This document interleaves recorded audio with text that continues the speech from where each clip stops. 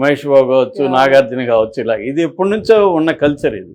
కాబట్టి సెక్యూరిటీ లేదు అక్కడ అనేది చెప్పాలి. అలాగే మగవాళ్ళకి కూడా చెప్పాలి తప్ప నువ్వు స్త్రీలకు అంటే మీరు ఇలాంటి బట్టలు వేసుకోవడంలే రేపులు జరుగుతున్నాయని ఆయన గరికపాటి కూడా అదే సెన్స్తో చెప్పాడు. అంటే 50 ఏళ్ళోడికి నాకే మూడు వస్తుంది, ఇంక మామూలు కుర్రాళ్ళకి రావా, కాబట్టి మీది నా ఇష్టం, నా హక్కు బట్టలు వేసుకోవడం అంటే వాడి హక్కు అన్నట్టుగా మాట్లాడు. అంటే వాడి హక్కు రేపు చేయడం వాడి హక్కు. ఫస్ట్ ఆఫ్ ఆల్ లీగల్గా ఇది చల్లదు. లీగల్గా ఎవడైనా రేప్ చేస్తే ఫలాని బట్టల వల్ల నేను రేప్ చేశానంటే ఇక్కడేం చల్లదు. రెండోది డేటా చూసుకున్నప్పుడు మంచి బట్టలు వేసుకున్న వాళ్ళని, చీరలు కట్టుకున్న వాళ్ళని కూడా రేపులు జరుగుతున్నాయి. మూడోది 97% రేపులు తెలిసిన వాళ్ళు బంధువులే చేస్తున్నారని డేటా చెబుతున్న అంశం. ఇవేవీ లేకుండా ఎమోషనల్గా మాట్లాడడం కరెక్ట్ కాదు. ఫస్ట్ ఆఫ్ ఆల్ దీంట్లో అనేక అంశాలు ఉన్నాయి. సో శివాజీ మొత్తానికైతే ఆల్రెడీ సారీ చెప్పాడు ఆయన. ఇక్కడ కూడా సారీ చెప్పాడు. ఇక్కడ కూడా ఏం సారీ చెప్పాడు, ఆ పదాలు 2 పదాలు దొర్లాయ్ అనేది మాత్రమే ఆయన సారీ చెప్పాడు. వ్యాఖ్యలకి సారీ చెప్పలేదు. సో అట్లాగే పాత వీడియోలో కూడా శివాజీ మీరు ఎందుకు రెచ్చగొడతారు అన్నట్టుగా కూడా మాట్లాడాడు. శివాజీది ఏంటంటే ఫీడల్ భావాల్లో మగవాళ్ళు ఏంటంటే స్త్రీలు వాళ్ళు అనుకున్నట్టు బట్టలు వేసుకొని ఉండాలి, మగవాళ్ళు ఎలాగైనా ఉండొచ్చు. మగవాళ్ళు చాలామంది, నేను మొన్న కూడా చెప్పాను, మాట్లాడితే షర్ట్ ఇప్పేస్తున్నారు. ఎందుకంటే హీరోలంతా 6 ప్యాక్లు కాబట్టి 6 ప్యాకులు చూపించాలని అవసరం లేకపోయినా షర్ట్లిప్పి పాటల్లో తిరగడం, కావాలని బట్టలు లేకుండా కనబడడం, ఎందుకంటే వాడు 6 ప్యాక్ చూపించాలి కదా జనాలకి. ఇవన్నీ చేస్తున్నారు. అమ్మాయిలకి అది సెడక్టివ్గా ఉండదా? ఖచ్చితంగా అమ్మాయిలకి కూడా ఉంటుంది. కాకపోతే అమ్మాయిలు అబ్బాయిలాగా మీదికి వెళ్ళి పై దూకడం అనేది జరగదు. బయట కూడా మగవాళ్ళు చూస్తే చాలా మంది అలాగే తిరుగుతున్నారు, పొట్టి నిక్కర్లు వేసుకొని. ఈవెన్ బయట బైకుల్లో చూస్తే చాలామంది అబ్బాయిలు కూడా అలాగే ఉంటారు. ఇప్పుడు జిమ్కి వెళ్తాము, జిమ్లో అబ్బాయిలంతా పొట్టి నిక్కర్లు వేస్తారు. అదే పొట్టి నిక్కర్ అమ్మాయి వేసుకొని వస్తే మాత్రం అందరూ అమ్మాయిని చూడడం ఇవన్నీ ఉంటుంది. సో ఇదేంటంటే అబ్బాయిల్లో సహజంగా అమ్మాయిలకు, కానీ అంత మాత్రాన అంటే నేను టెంప్ట్ అవుతా కాబట్టి నువ్వు ఇలా వేసుకోవద్దు అనేది రాంగ్.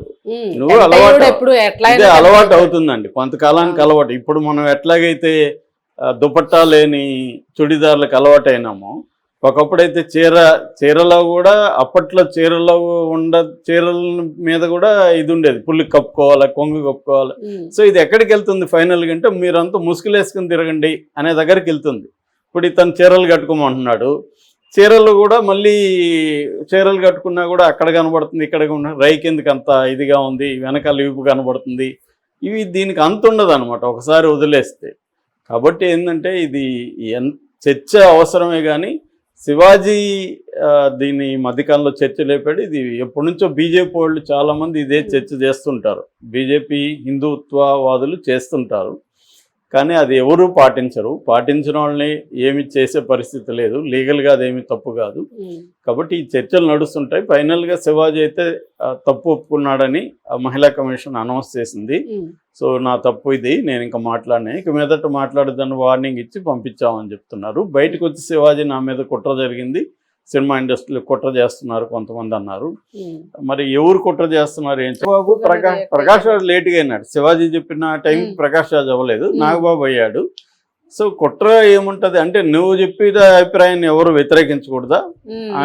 నువ్వు చెప్తే మాత్రం నీదే ఫైనలా? సో నీ అభిప్రాయం తప్పు, ఇది తప్పు అని చెప్పకూడదా? అతను ఎలాగ అభిప్రాయం వ్యక్తం చేశాడో అతని మీద వేరే వాళ్ళు కూడా అభిప్రాయం వ్యక్తం చేస్తున్నారు. ఆ స్వేచ్ఛ ఉంటుంది. సో రెండోది, ఇతను బూతులు పబ్లిక్గా మాట్లాడాడు, స్త్రీలను కించపరిచే విధంగా మాట్లాడాడు. ఇతని మీద లీగల్గా కూడా కేసులు పెట్టే అవకాశం ఉంది. నిజానికి అది ఎవరు పెట్టలేదు. కాబట్టి ఏంటంటే శివాజీ తనేదో పెద్ద, అతని మీద ఎందుకు కుట్ర చేస్తారు? అతను ఒక చిన్న క్యారెక్టర్ ఆర్టిస్టు, అతనేమి పెద్ద హీరోనో, అతనికేమి పెద్ద మార్కెట్, అతనికి ఇండిపెండెంట్ ఏం మార్కెట్ లేదు. అతను క్యారెక్టర్ ఆర్టిస్టు, వేరే ఫ్యాడింగ్ ఉంటే కానీ అతనికి మార్కెట్ లేదు. అతని మీద ఎందుకు కుట్ర ఎవరు చేస్తారు? కాబట్టి ఒకవేళ చేస్తే ఎవరు చేశారు చెప్పాలి, అదేం లేదు. పైగా అతనికి తెలుగుదేశం అంతా మద్దతు ఉంది. తెలుగుదేశం స్త్రీలు పురుషులంతా ఇతన్ని సపోర్ట్ చేస్తూ పోస్టులు పెడుతున్నారు. ఎందుకంటే ఇతను వైసీపీకి యాంటీగా ఉంటాడు కాబట్టి వైసీపీ వాళ్ళు నెగిటివ్ పెడుతున్నారు. సో ఇక్కడ పొలిటికల్ టర్న్ ఇదే. చూడండి, వైసీపీకి సంబంధించిన ఫర్ ఎగ్జాంపుల్ పోసాని కృష్ణమురళి ఈ స్టేట్మెంట్ ఇచ్చాడు అనుకుందాం. ఇచ్చుంటే తెలుగుదేశం మీడియా అంతా, మెయిన్ మీడియా అంతా కూడా దీని మీద డిస్కషన్ పెట్టి ఉండేది. పోసాన వ్యాఖ్యలు ఇంత దుర్మార్గం అది ఇది. ఇక్కడ ఏంటంటే ప్రతిదానికి కాంటెక్స్ట్ ఉంటుందండి. ఎవరు మాట్లాడుతున్నారు, ఆ వెనకాల ఏ శక్తులు ఉన్నాయి, ఇవన్నీ పనిచేస్తుంటాయి.